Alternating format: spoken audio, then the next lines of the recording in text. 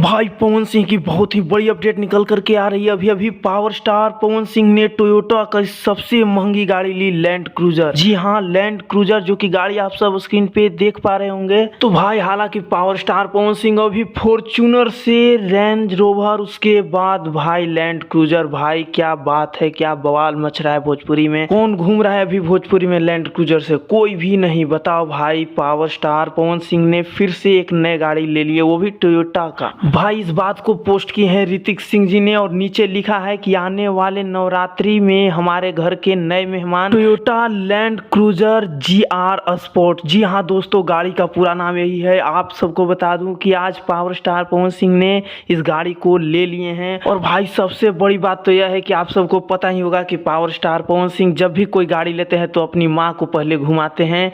वही बात होगी आज। देखिएगा पावर स्टार पवन सिंह जी आज या कल अपनी माँ के साथ, जो कि पावर स्टार पवन सिंह अपने नए टोयोटा लैंड क्रूजर पे अपनी माँ को घुमाएंगे। आप सब देखिएगा। उस वीडियो को भी मैं अपने चैनल के माध्यम से लाने का प्रयास करूंगा, और आप सबको अगली वीडियो में इसका प्राइस भी बताने वाला हूं। तो आप सब हमारे चैनल को सब्सक्राइब कर लें और बेल के आइकन को प्रेस कर लें। वीडियो को लाइक करके शेयर करना ना भूलें। धन्यवाद दोस्तों, मिलते हैं नेक्स्ट अपडेट के साथ।